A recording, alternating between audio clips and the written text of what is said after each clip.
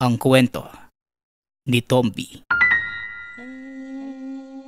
Ang kwentong ito ay hango sa totoong buhay. Mula ito sa isa nating tagapakinig. Karanasan ito ni Nico. Walang eksaktong taon. Probinsya ng Davao. Ay nako, talaga bang hindi natitigil ang patayan dito sa lugar natin? Kaya na naman, may bangkay ng taong nakalutang sa ilog. Sa palagay ko po, may gumagalang vigilante sa lugar natin. Kasi halos lahat ng namamatay, mga kilalang kriminal o hindi kaya may ginawang hindi maganda. Itong isang to, mukhang hindi naman taga dito yan ha. Wala pang pagkakakilanlan, kaya hindi rin natin masasabi kung ano talaga ang nangyari. Basta ako, malakas ang hinala ko na may gumagalang vigilante sa lugar. Nababagay lang naman sa kanila yan eh. Wala silang magawang mabuti. Pag-uusap ng magtsuhing Nico at Mang Benhur. Parehong nagtatrabaho sa palengke. Nagtitinda ng isda si Mang Benhur. Samantalang si Nico naman nagkakargador sa gulayan. Madaling araw pa lamang nagsisimula na ang trabaho ng magtsuhin. Madalas sa palengke na nagpapalipas ng gabi ang mga ito, lalo na kung may bagsak ng isda at gulay ng maaga kinabukasan. Kailangan nilang mauna para makakuha ng magandang klaseng isda si Mang Benhur at marami naman ang mahakot na gulay ni Nico. Bandang tanghali, tapos na ang trabaho ng binata. Kaya tinutulungan naman ito ang tsuhin sa pagpapaubos ng mga hinangong isda. Ito ang araw-araw nilang gawain. Hanggang sa tuluyan itong nagbago nang magsimulang magkaroon ng patayan sa lugar. Halos araw-araw, may napapabalitang namamatay. Hindi ito normal. Dahil ang mga natatagpo ang bangkay, kadalasang wakwak ang leeg na parang kinagat. Wala nang lamang loob na parang hinila ng buo mula sa ugat sa lalamunan. Simula nang mapabalita ang patayan, halos wala nang nagpupunta sa pamilihan na madaling araw. Hapon nang napapaubos ni Mang Benhur ang kanyang isda at nagiging matumal na din ang kargahan para kay Nico. Ang mabuti pa, Nico, tulungan mo na lang akong daingin itong mga natirang bangus. Mukhang wala nang bibili nito. Kakaunti na lamang ang tao. Sige po, Tio Benhur. Kaunti na lang naman yan eh. Dalhin na lang natin sa bahay at doon gawin. Ngunit tumanggi si Mang Benhur dahil wala silang kakargahan ng dalang isda. Mahihirapan pa tayong dalhin ang banyerang ito. Kaya dito na lang natin gawin ang pagdadaing. Isa pa, malakas ang tubig dito. Hindi rin tayo lalangawin sa bahay. Sinimula ng dalawa ang pagdadaing hanggang sa hindi na malaya ng mga ito na inabot na sila ng dilim. Halos wala ng tao sa palengke na mga sandaling yun, maliban sa isang lalaking naghahasa ng mga kutsilyo at itak. Tiyo, kilala niyo po ba yung taong yan? Ngayon ko lang po siya nakita rito eh. Si Sagan. Bagong matador ni Mang Intoy. Lumayas na kasi yung una niyang tagakatay eh. Bakit? Wala naman po, Tiyo. Natanong ko lang. Tara na po, umuwi na tayo. Ibabad na lang natin sa tubig na may asin to mga daing nyo. Habang nagtatrabaho, napako ang tingin ng binata sa sinasabing matador. Napansin ito ang mga suot na medalyon ng lalaki. Oy, Nico, tara na.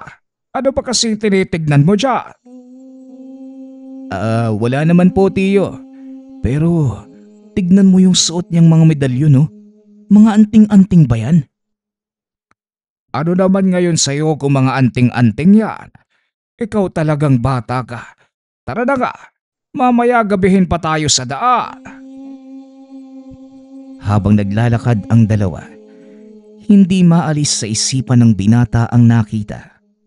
May kung anong kakaiba itong naramdaman sa pagkatao ng lalaking yun. Kinagabihan, pagkatapos maghapunan, naupo ang magtsuhin sa labas ng bakuran. Napag-usapan ng mga ito ang mga nangyayaring patayan sa bayan. Mukhang lalo lang lumalala ang patayan dito sa atin ha. Ang mabuti pa siguro, umuwi na lang tayo ng Zamboanga. Nakakatakot na rin kasi rito. Napag-isipan ko na din po yan, Tiyo. Pero ano naman yung gagawin natin doon?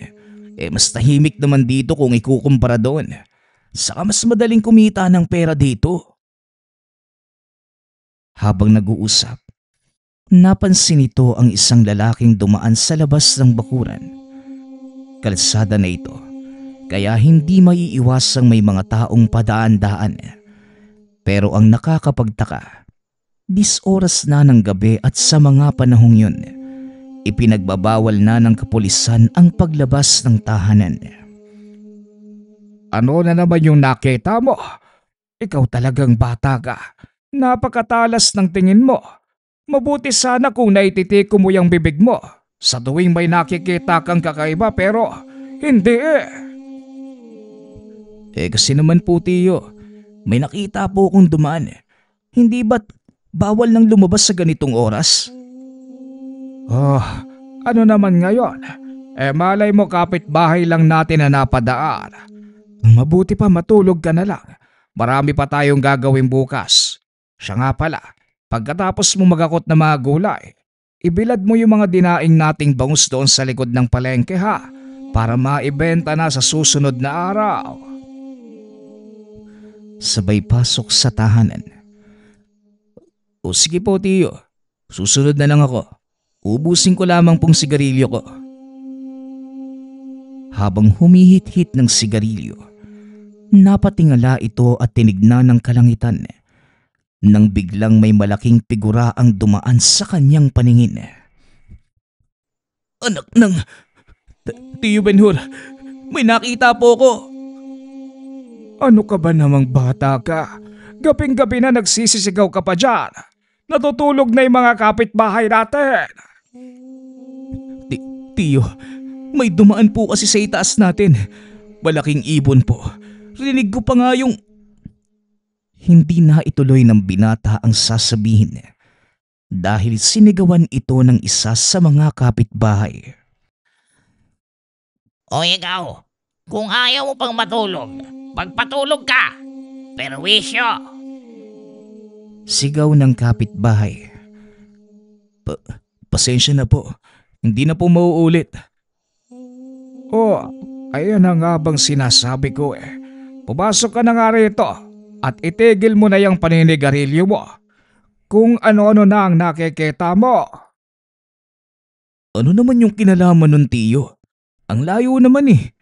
Eto na po, papasok na. Kinabukasan, maaga pang gumising ang magtsuhin para magpunta sa trabaho. Kagaya ng inaasahan, wala pa din gaanong tao.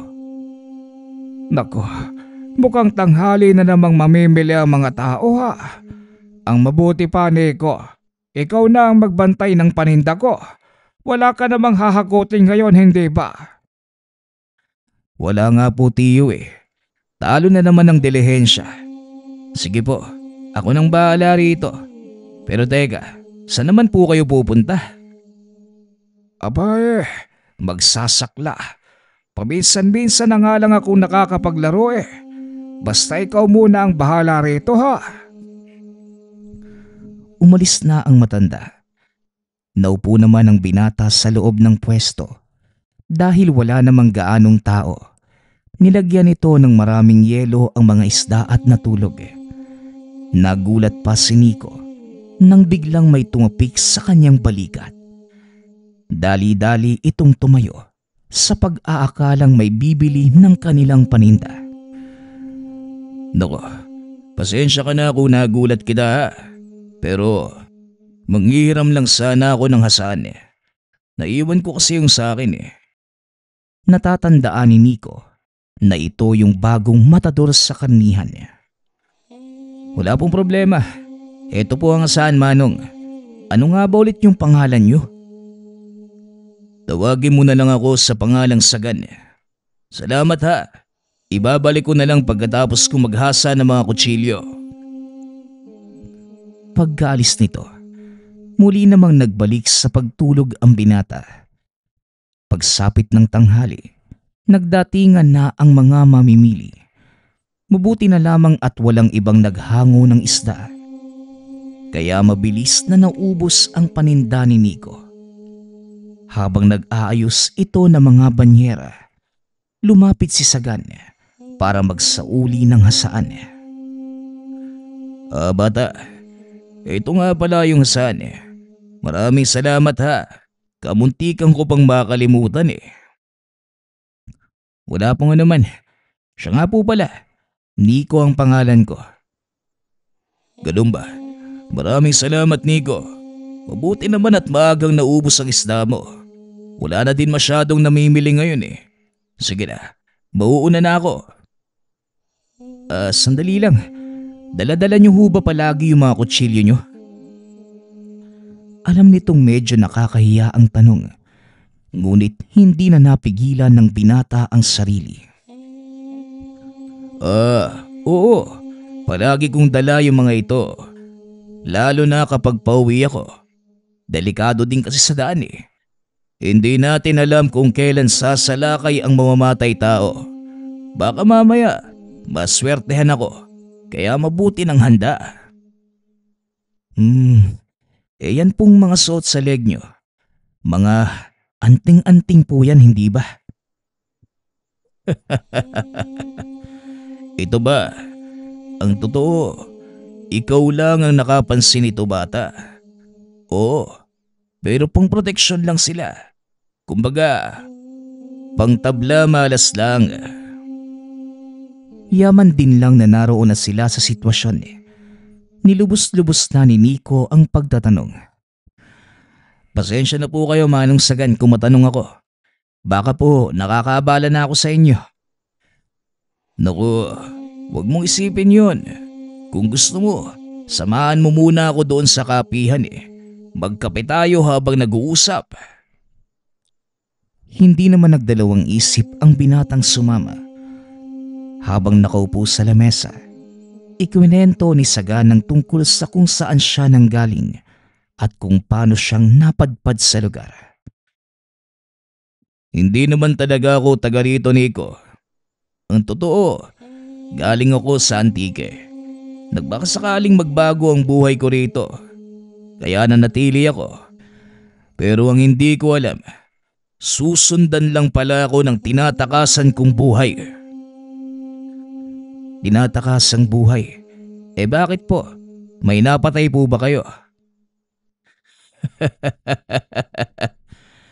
Hindi naman sa ganoon. Basta, mahabang kwento at paniguradong hindi ka din maniniwala. Subukan po ninyo. O sige, pero babalaan kita.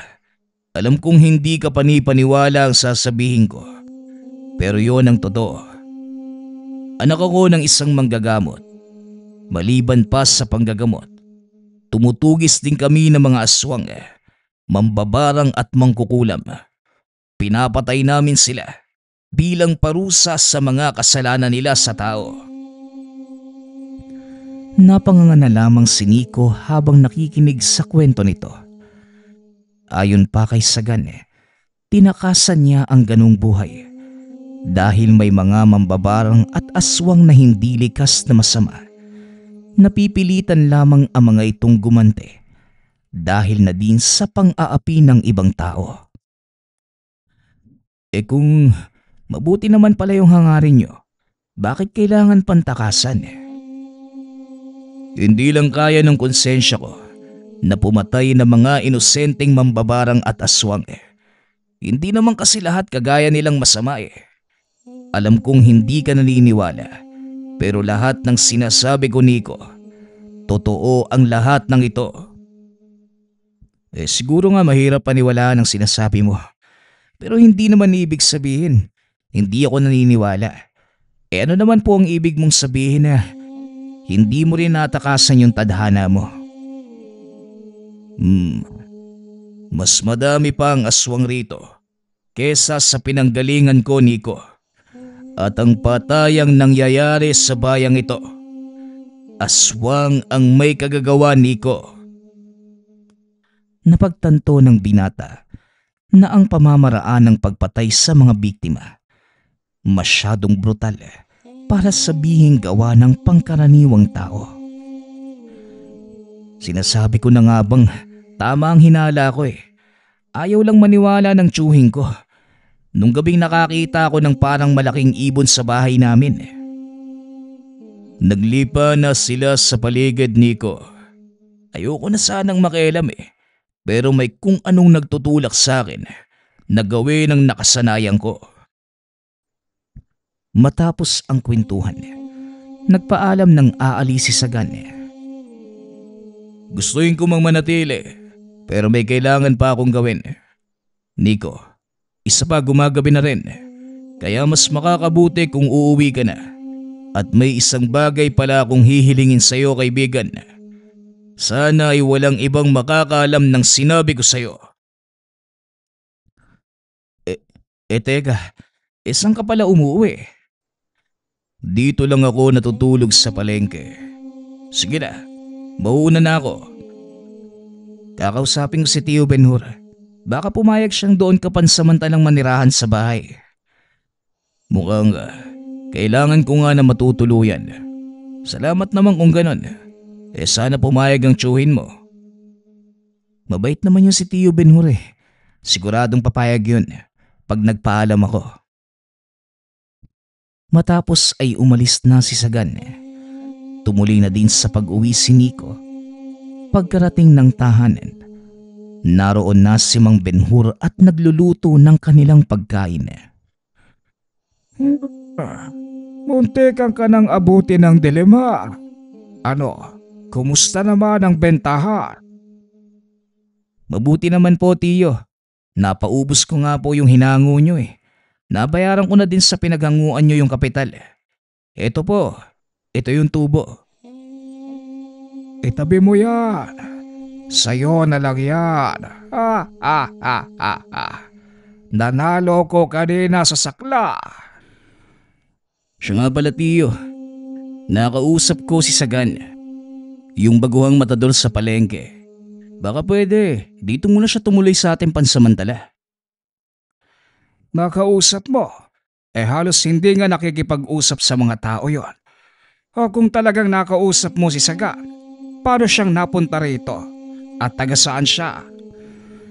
Taga Antique daw po eh. Nagpunta dito sa Davao para makipagsapalaran sa pagbabakasakali na makahanap na magandang trabaho. Pero eto, pagkakatay pa din ng baboy ang binagsakan niya. Mabait na tao naman po si Sagan, Tiyo eh. Masayahin at mapagbiro din po kapag nakasanayan ka niya. Wala namang problema sa akin. Total, dadalawa lang naman tayo dito sa bahay. At matutuluyan lang naman ang kailangan niya, hindi ba? O siya, sige. Pumapayag na ako. Sabi ko na eh. Salamat po, Tiyo ha. Bukas pag nagkita kami ni Sagan, sasabihin ko sa... Hindi na naituloy ng binata ang sasabihin. Biglang kumalabog ang yerong nakaharang sa kanilang bakuran. Dali-daling lumabas ang magtiyuhin upang tignan kung ano ang may gawa ng ingay. Unang sumilip si Mang Benhur, ngunit wala naman itong nakita. Wala namang tao ah. Baka asong naghaharutan lang. Ikaw na ang bahalang magsara ng pinto. Mauuna na ako sa loob. Nagmasid pa sa paligid si Nico. Laking gulat ng binata dahil biglang may humawak sa kanyang balikat. Nilingon ito ni Nico at nakitang si Sagan ang taong yun. Oh, Manong Sagan, Huwag kang maingay, Nico. Mamaya nasundan nila ako rito eh. Sa loob ko na ipapaliwanag ang lahat. Huwag ka na munang magsasabi ng kahit ano kay Mang Benhur. Kagad namang tinawag ni Nico ang tiyuhin upang ipaalam ang nangyari. Aba, Sagan. Kanina lang napag-usapan namin ng pamangking ko ang tungkol sa'yo. Iniimbitahan ka daw ng batang yon na dito muna manirahan. Opo, Mang Benhur. Naiya nga po ako eh.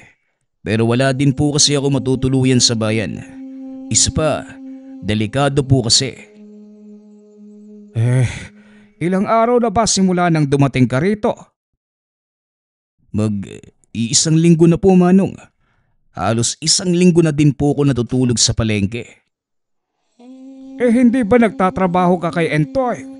Bakit hindi ka niya patuloyin doon sa kanila? Yun nga po eh. Hindi daw kasama sa usapan namin yung pagtira sa kanila.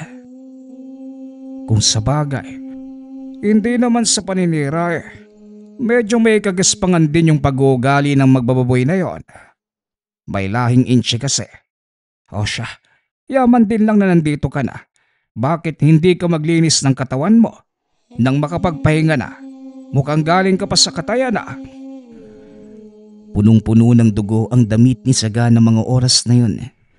Kaya naisip na matandang galing ito sa pagkatay ng baboy.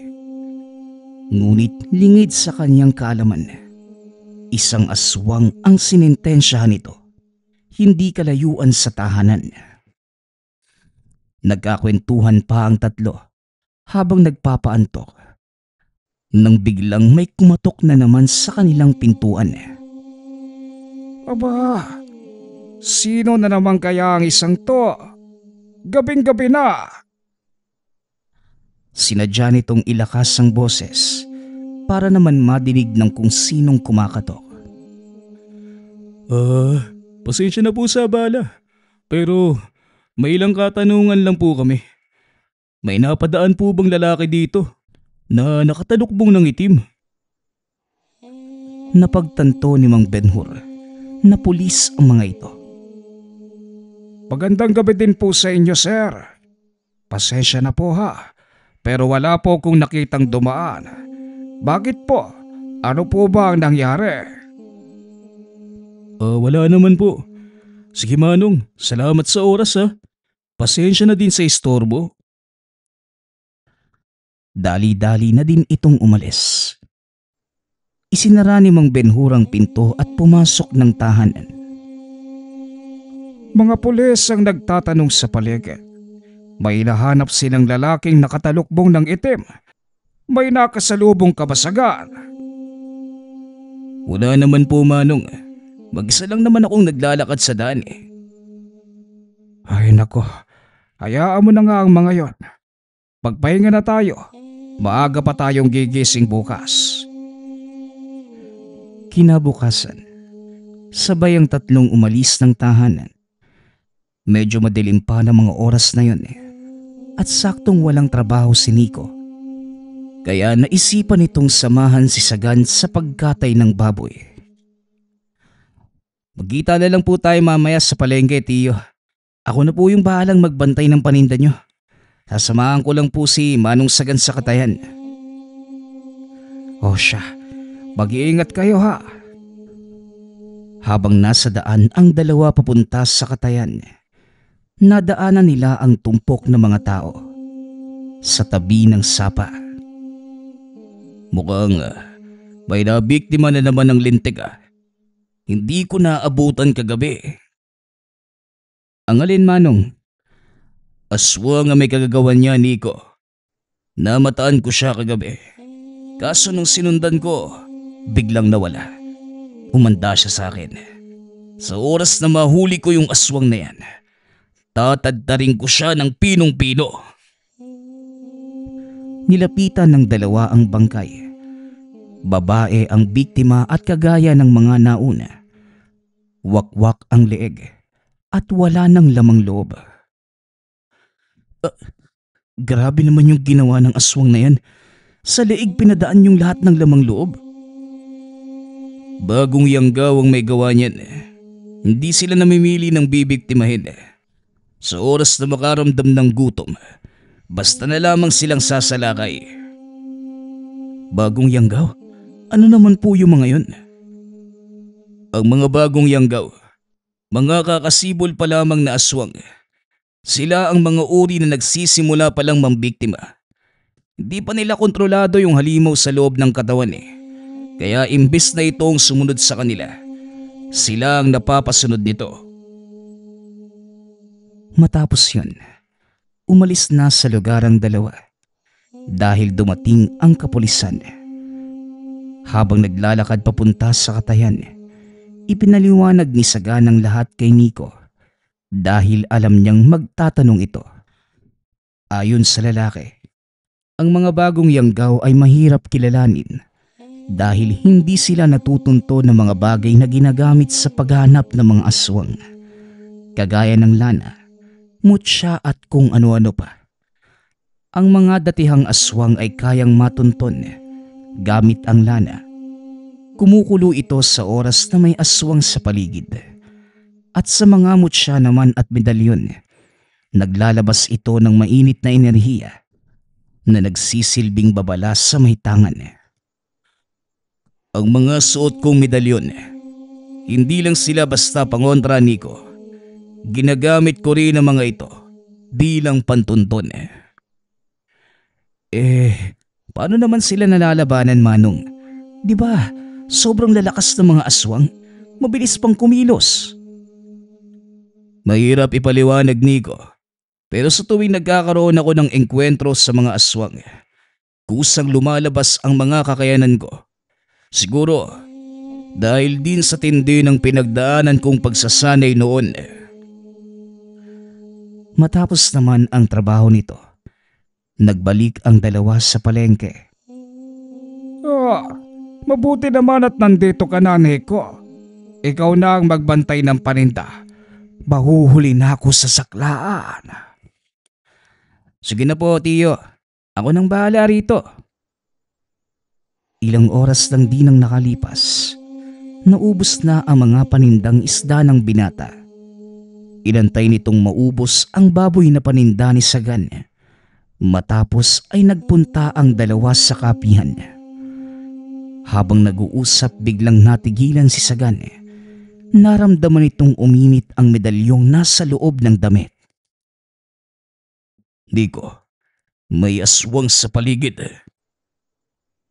Medyo natakot si Nico dahil papalubog na ang araw ng mga oras na yun. Ngunit sa kaloob-looban ng binata, gusto din itong makita kung ano ang kayang gawin ni Sagan. Ano nang gagawin mo, Manong? Hindi ito yung bagong Yanggaw, pero kailangan ko pa din siyang tugisin. Hindi natin alam, baka isa din siya sa mga nambibiktima. Ang kailangan ko na lang malaman ngayon ay kung sino ang aswang na ito. Dito ka lang, Nico. May gagawin lang ako. At sa oras na ibigay ko ang hudyat, sumunod ka. Dala ang kutsilyo ko. Napalunok ng laway ang binata. Magkahalong emosyon ang nararamdaman. Dahil sa kauna-unahang pagkakataon, magkakaroon ito ng engkwentro sa isang totoong aswang. Nilapitan ni Sagan ng matandang babae. May kung ano itong inusal sa palad. Marahang idinampi sa matanda. Laking gulat ni Nico dahil bigla itong nagalit at mabilis na naglakad palayo. Tinignan ni Sagan ang binata. Sumenyas ito. Kagad namang tumayo si Nico dahil ito na ang hudyat na sinasabi ni Sagan. Sundan mo ko, Nico. Hindi dapat mawala sa paningin ko ang matandang yun. Positibo, isa nga siyang aswang. Tuluyan itong tumakbo ng mabilis para masundan ng matanda. Hindi naman nakahabol si Nico, lalo pat paahon ng daan. Hindi na namalayan ng binatang nasa loob na sila ng kakahuyan at nawala na sa paningin si Sagan. Huminto sandali ang binata nakarinig ito ng mga kaluskos sa paligid. Sinundan pa ng mahihinang pag-angil at tunog ng manok na tila naglilimlim. Hindi alam ni Nico ang gagawin ng mga oras na yon, kaya pinili nitong maupo sa lupa. Hinawakan ng mahigpit ang daladalang mga kutsilyo. Nang walang ano-ano, may isang malaking aso ang lumabas mula sa masukal na bahagi ng kagubatan. Marahan itong naglalakad papunta sa kanya habang tumutulo ang laway at nanlilisik ang mga mata. Sa hindi malamang dahilan, hindi maikilos ng binata ang katawan, maging ang mga panga. Tila naninigas at hindi magawang makapagsalita. Sinubukan din ni Nico na sumigaw, ngunit hindi nito maibuka ang bibig at walang boses na lumalabas sa kanyang lalamunan. Tumalon pa itaas ang malaking aso. Nakabuka ang bunganga upang sakmalin si Nico. Nang biglang magpakita si Sagan sa harapan ng binata upang harangin ang pag-atake ng nilalang. Biglang nawala ang paninigas ng katawan ng binata. Kagad itong tumayo, sabay talon papunta sa gilid. Pinagmamasdan itong makipagsagupaan si Sagan. Namangha ang binata sa pinapakitang liksi nito sa pakikipaglaban. Hindi man kita sa katawan ni Sagan, ngunit nagtataglay ito ng kakaibang pisikal na lakas. Isang suntok sa panga ng malaking nilalang ang binitawan ni Sagan, dahilan para tumilapon ito palayo. Matapos ay kinuha ang pagkakataong yun para kunin kay Nico ang mga sandata. Ang mga kutsilyo ko, Nico. Ihagis mo pa itaas. Bilisan mo! Dali-dali namang binuksan ng binata ang nakabalot na sisidlan. Inihagis pa itaas ang mga kutsilyo. Nagawang saluhin ni Sagan ng dalawa sa mga ito. Isang mahabang pangtarak sa leeg ng baboy at isang malapad na pangtadtad at pangputol ng buto. Na mga sandaling yun, nakatayo ang kalaban. Muli itong naghanda para sumugod. Tumakbo ng mabilis ang malaking aso. Sinalubong naman ito ni Sagan. Akmang magpapang-abot na ang mga ito. Biglang dumulas paluhod ang lalaki, dahilan para maitarak niya ang mahabang kutsilyo sa katawan ng nilalang. Napasigaw ito at nang bumagsak sa lupa ay naglabasan ang lamang loob. Nanlaki ang mga mata ni Nico dahil unti-unting nagbabago ang anyo ng aso hanggang sa tumambad sa kanyang harapan ang isang lalaking walang saplot. Anong nangyari doon sa matandang babae? Bakit nagbago ng anyo? Ang mga batikang aswang may kakayanang gayahin ng sinuman.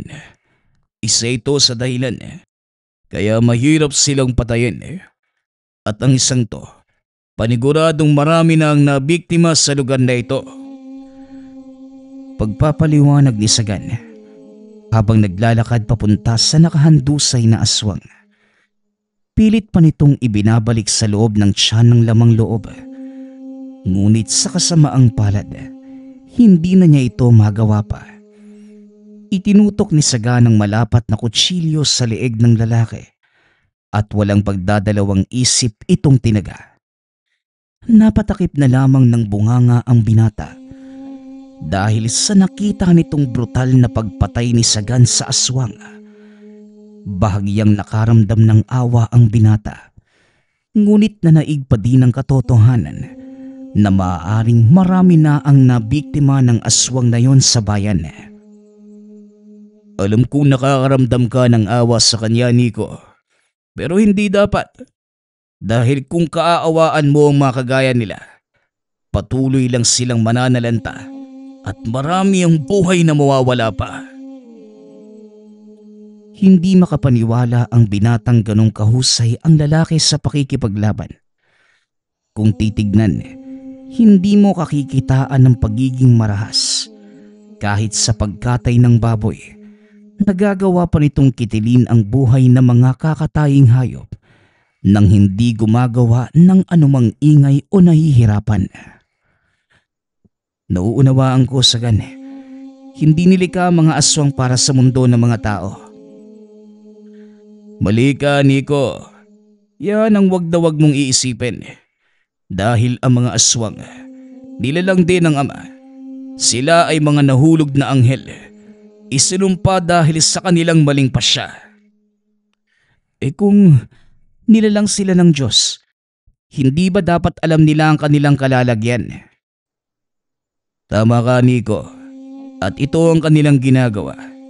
Kaya sila nang bibiktima ng mga tao, hindi lang para kumain, kundi ang ihatid sa lahat ang kanilang mensahe na higit silang mas malakas kaysa sa ating mga tao. Ang dahilan naman kung bakit nandito sa mundo mga kagaya ko ay para panatilihin ang balanse dahil ang lahat ng sobra masama rin.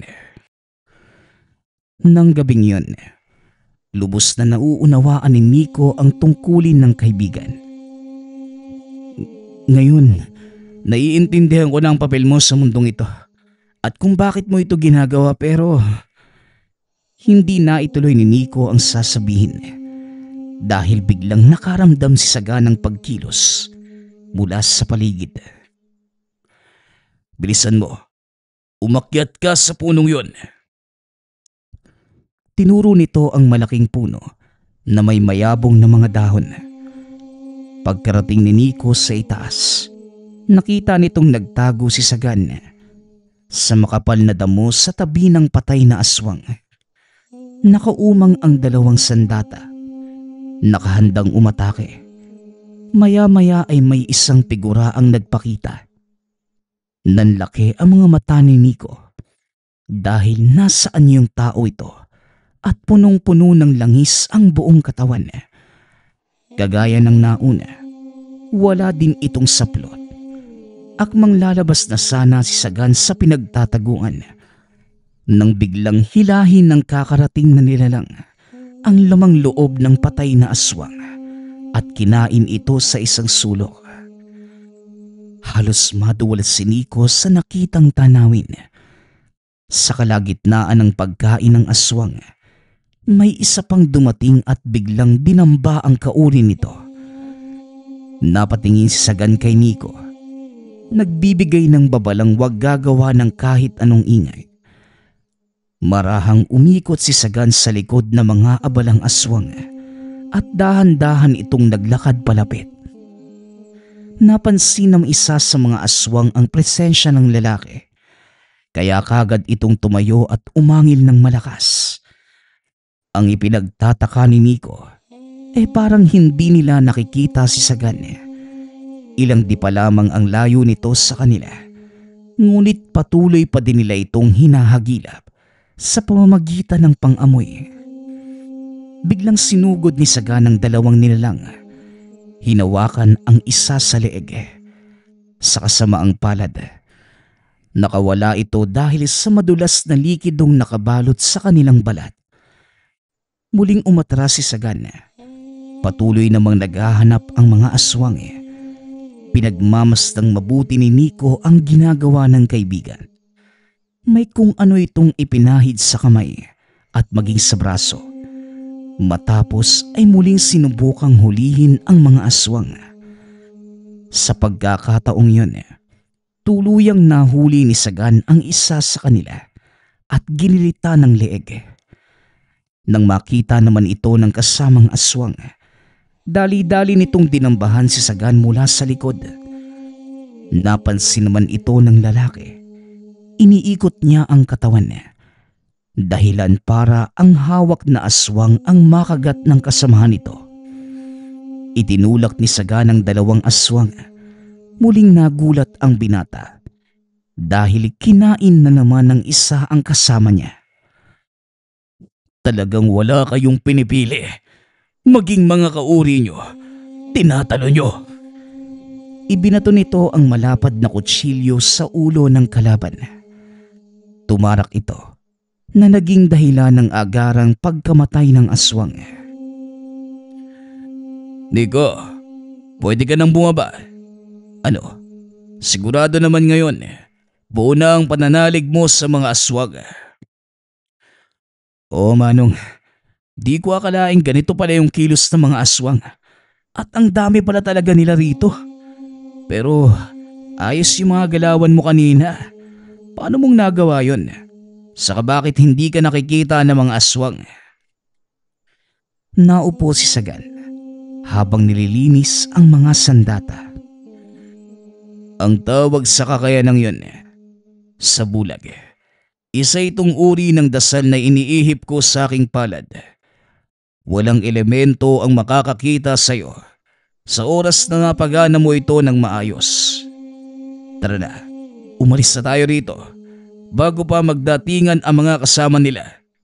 Naakit sila sa amoy ng sariwang dugo mula sa mga ito. Mabilis na lumabas ng gubat ang dalawa. Dali-daling pumunta sa ilog upang maglinis ng katawan. Matapos ay umuwi na din ang mga ito. Wala pa si Mang Benhur nang dumating sila sa tahanan. Kaya naman nakapag-usap pa ang dalawa tungkol sa nangyari.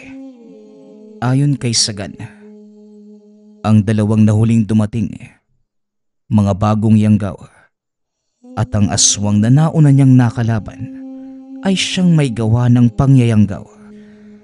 Sa oras na maging ganap ang pagiging aswang ng isang nayanggaw, hahanapin ito ang kanyang amahan o inahan upang patayin at kunin ang bertud.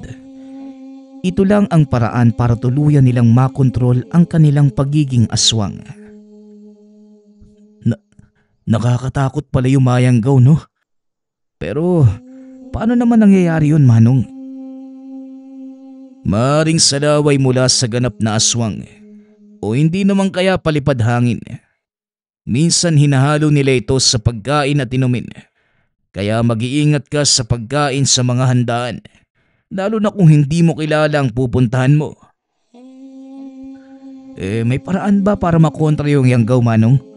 O kung sakali man, maaari pa ba itong tanggalin sa katawan ng tao? Oo, Nico. Sa unang tanda ng pagkayanggaw, maaari pa itong mapigilan. Pero maaari din naman itong maiwasan sa pamamagitan ng paglalagay ng kalamansi sa kakainin mo. Gawin mo ito kapag duda ka sa taong nagbibigay sa iyo ng pagkain. Maya-maya pa, dumating na si Mang Benhur. Tila nakainom ang matanda. Paekis-ekis ang lakad nito at pakanta-kanta pa habang papasok ng tahanan. Nako, yan ka na naman, Tiyo. Alam mo namang napakalayo ng bahay natin sa bayan. Doon ka pa talaga magiinom. Paano kung hindi ka nakauwi sa sobrang kalasingan mo? Di magiging hapunan ako ng mag-aswang.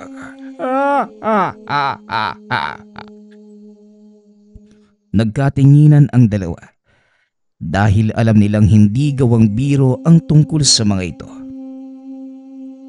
Ang mabuti pa, dali na natin si Mang Benhur sa kanyang silid nang makapagpahinga na din tayo. Nakakapagod ang araw na ito. Namangha naman si Nico dahil parang baliwala na lamang sa kaibigan ang mga nangyari. Mapaghahalata ang sanay na ito sa paggitil ng buhay ng mga aswang. Ilang araw ang nakalipas, walang napabalitang napatay o nangyaring pag-atake. Inakala ni Nico na nagawa ng ubusin ni Sagan ang mga aswang sa lugar dahil hindi na din niya ito nakita simula nang magpaalam na aalis sandali. Puka, hindi na umuwi si Sagan sa bahay. May sinabi ba siya sa'yo bago umalis? Nagpaalam lang po siya na aalis sandali. May kailangan daw asikasuhin. Di naman po sinabi kung magtatagal ba siya o hindi. Naiwan din sa bahay yung mga pangkatay niya. Kaya siguradong babalik pa yon. Kung sa bagay, o siya, tara na ng makarami. Kasalukuyang naglalakad ang mga ito papunta sa palengke. Papasikat na ang araw ng mga oras na yun, kaya hindi pa gaanong kaliwanag. nang biglang may kung sinong lumabas mula sa gilid ng daan. Umandusay sa kalsada. Nanlaki ang mga mata ni Nico dahil sa saga ng taong yun. Mahabaging langit! Sagan, anong nangyari sa'yo? Nakita nito ang malaking sugat sa braso ng kaibigan. Ang mga kalmot sa muka at leeg. Hindi na nakapagsalita ang lalaki dahil sa laki ng pinsala. Magmadali ka, Iho. Kailangan natin siyang madala sa ospital. Ngunit hinawakan ni Sagan ang kamay ng matanda. Umiling. Sabay bulong kay Nico na dalhin ito sa tahanan. Lalo ka lang mapapahamak kung hindi ka dadalhin sa ospital. Wala kaming kaalam-alam kung paano kang gagamutin. Hindi na nakapagsalita si Sagan dahil tuluyan itong nawala ng malay. Dali-daling binuhat ni Nico ang lalaki. Itinakbo pa uwi. Mabuti na lamang at hindi pa sila nakakalayo. Nang makita si Sagan. Tiyo, mamaya ko na po ipapaliwanag sa inyo. Pero sa ngayon, kailangan ko po na mainit na tubig, malinis na tela at mga halamang gamot para sa sugat. Kaya mo bang gamutin ang malalaking sugat na yan, Iho? Nangangailangan ng tahiyan, no? Ako na po ang bahala, Tiyo. Sige na po, ikuha na ninyo ako ng mga kailangan ko. Dali-dali namang kumilos ang matanda at nang makuha ang mga kailangan ng pamangkin, naupo ito sa sulok habang pinagmamasdan ang ginagawa ng binata. May kung ano itong tinitignan sa kanyang tabi habang nililinis ng mainit na tubig at malinis na tela ang mga sugat. Maging ang pagtatahi ng mga ito, tila gamay na gamay ni Nico na parang pinag-aralan ng matagal.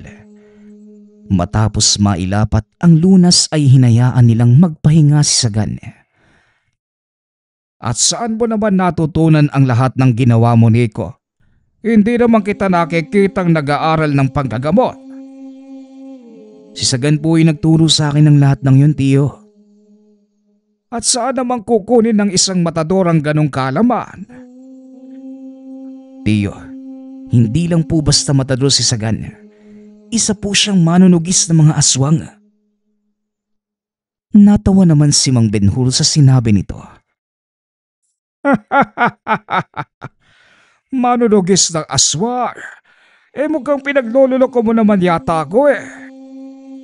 Yan din ho, Tiyo, yung naging reaksyon ko nung una. Nang sabihin niya sa akin yung tungkol sa totoong dahilan ng pagpunta niya rito. Hindi po ako naniwala. Pero kalaunan, ako po mismo ay nakapagpatunay eh.